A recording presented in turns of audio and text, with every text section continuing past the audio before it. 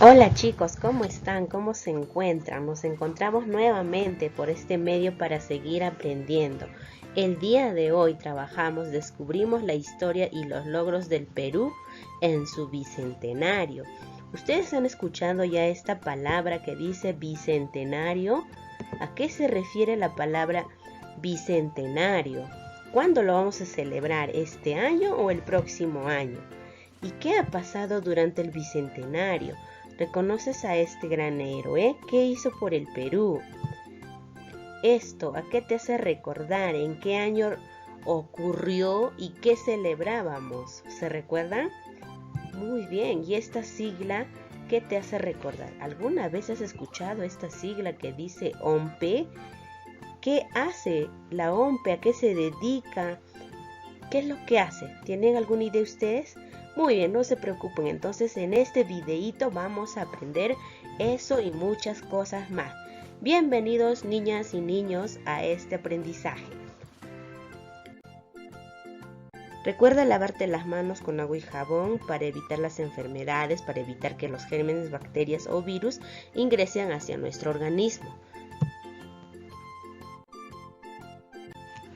Nuestro propósito del día de hoy aprenderán acerca de cómo las personas han participado en los procesos electorales a lo largo de este tiempo, cómo ha ido cambiando dicho proceso, el uso de la tecnología ha impactado en él y entenderán que el voto es uno de los grandes cambios dentro de los 200 años de la República.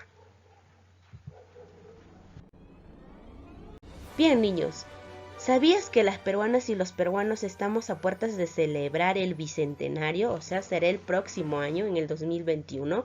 Es decir, 200 años desde que se proclamó la independencia del Perú. Es momento de hacer un alto para reflexionar sobre el sentido de la conmemoración de este hecho histórico y trascendente y plantear nuestros sueños y desafíos para contribuir con el desarrollo de nuestro país. Es momento de reflexionar como peruanos, de saber qué es lo que queremos y hacia dónde vamos como país y cómo estamos aportando cada uno de nosotros dependiendo de las edades que podamos tener.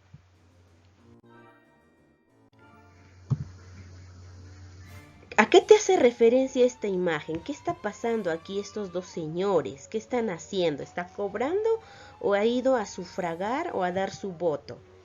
En esta imagen vemos puras mujeres en la cola y algunos varones aquí. Esta es una imagen que hace referencia al primer voto que se realizó en el Perú, el voto de las mujeres. ¿Quiénes eligen a los presidentes, congresistas o alcaldes en nuestro país? ¿Quiénes lo eligen? ¿Serán los niños, los jóvenes o las personas mayores de 18 años? ¿Tú qué dices? ¿Qué son los procesos electorales? ¿Has escuchado esa palabrita? ¿Cómo las personas han participado en los procesos electorales a lo largo de ese tiempo? ¿Cómo participan? ¿De manera responsable? ¿Van a votar, van a ir a emitir su voto o no van las personas? ¿Eligen bien a los candidatos? ¿Cómo ha cambiado dicho proceso y el uso de la tecnología ha impactado en él? ¿Hoy en día se sigue votando en papelito, marcando y escribiendo o ya se estará usando la tecnología? ¿Tú qué opinas? ¿Quiénes podían votar en la época republicana? ¿Serán solo mujeres o solo varones? ¿Qué hemos logrado hasta el bicentenario? ¿Seguiremos en las mismas o habrá cambiado en algo nuestro país haciendo uso de la tecnología?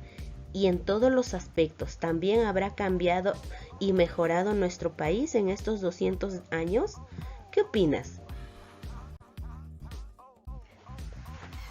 Entonces, para saber la cantidad de personas que existía hoy en la antigüedad, siempre se han aplicado técnicas o acciones para saber cuántos son. Por ejemplo, en la época incaica y preincaica se realizaban registros de la población y de sus bienes para la repartición de tierras, alimentos, ganado ropa, herramientas y armas, entre otros. Y para eso utilizaban el quipu. Entonces podemos decir que los registros o censos se han llevado a cabo desde la antigüedad en nuestro país y que dependiendo de la época tenían distintas finalidades. En la actualidad los censos sirven para saber la cantidad de población que tenemos, cómo está la economía y otras cosas más. También en la época republicana se utilizó la libreta electoral. Una libreta electoral era un documento de 3 cuerpos que servía para poder identificarse. Fue el presidente Fernando Belaúnde Terry quien la autorizó. Tenía 8 dígitos, o sea 8 números. El primero tenía 3 cuerpos, como ven en este ejemplo. Podía entrar la constancia de sufragio, o sea, si la persona ha votado. Sus nombres eran llenados con lapiceros y era solamente hecho de cartulina. Luego fue cambiando a la libreta electoral de 2 cuerpos. Y luego se cambió por el DNI, que ya es nuestro documento de identidad.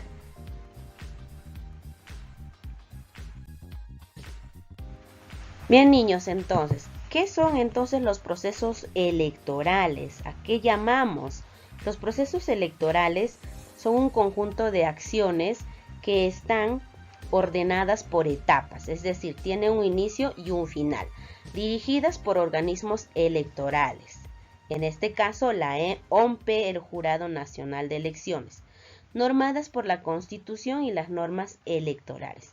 Tenemos una Constitución que manda que se deben de realizar los procesos electorales para elegir a los representantes de nuestra localidad o a los representantes del país, en este caso el presidente y los congresistas. Inicia con la convocatoria y termina 15 días después de la proclamación de los resultados. Después de estos 15 días, la OMP da a conocer quiénes son los candidatos que hayan ganado. ¿Cómo ha sido la historia de los procesos electorales en nuestro país? En el siglo XVIII, hablando desde el año 1800, pues hubo votos, como hubo también golpe de Estado para poder gobernar al país. En ese tiempo solo los hombres mayores de 21 años tenían derecho al voto, inclusive si fueran varones indígenas, mestizos o de cualquier parte del Perú. Las personas que podían leer tenían derecho a voto. Las mujeres no tenían el derecho a voto porque se creía que no eran independientes o autónomas y que pueden ser influenciados por los esposos, ¿no? Tampoco podían votar los analfabetos por no saber leer ni escribir. Era muy distinto el proceso de voto. En el siglo XX, desde el año 1900 en adelante, ya en el año 1955, durante el gobierno de Manuel Odría, ya se promulgó una ley que permitía a las mujeres mayores de edad y alfabetizadas, o sea, las que saben leer y escribir, que tengan derecho a elegir y ser elegidas. Además, en este siglo aumentó la cantidad de población alfabética y creció el voto, aumentó el voto. Bien, si antes se podía votar eligiendo un papel y un lapicero y marcando por tu candidato, ¿eso sigue hasta hoy? ¿Qué opinas? Hoy en día se usa también el voto electrónico. El sistema del voto electrónico peruano es una solución tecnológica diseñada y creada por la OMP para los procesamientos de los resultados electorales con estrictos estándares de seguridad. Es un método nuevo aplicado en el Perú. Se utiliza hardware y software que permiten automatizar la información, la identidad del elector, la emisión de su voto por quien votó, puede hacer el conteo de los votos y reportar los resultados de cómo va o quiénes son los candidatos que hayan ganado. El voto electrónico puede ser un voto presencial, como la ves acá. Las personas van a sufragar en un local de votación y hacen un voto electrónico. Puede ser un voto electrónico no presencial, donde la persona hace uso de este derecho, de este deber, para emitir su voto desde su casa o desde el lugar donde se encuentra. Para ello utiliza para dispositivos electrónicos, computadoras, PC, laptop o celulares. ¿Cómo, cuándo y dónde surge el reglamento de la implementación del voto electrónico?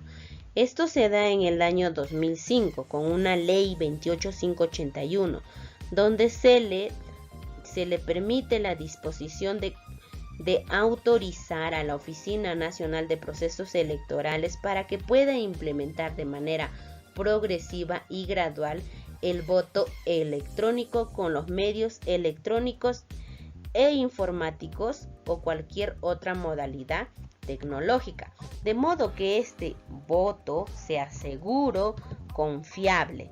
Con este voto electrónico se puede permitir la identificación del elector, los resultados y la transparencia electoral. ¿Cómo se procesan y almacenan los votos electrónicos? ¿Y cuál ha sido el impacto que ha generado? Pues en los votos electrónicos es que el sistema se encarga de realizar los procesos, el conteo de votos y todo el proceso a través de un sistema DRE. El voto electrónico en el Perú ha producido un impacto significativo sobre las actividades y procedimientos electorales. ¿Por qué? Porque ya se usa menos papel, se ha eliminado el padrón de electores, eliminación de actas electorales, los miembros de mesa han reducido, ya no puede haber un error al hacer el conteo de los votos y otros. Es decir, que el voto electrónico permite ser un proceso más transparente y confiable. Entonces, los censos en el Perú.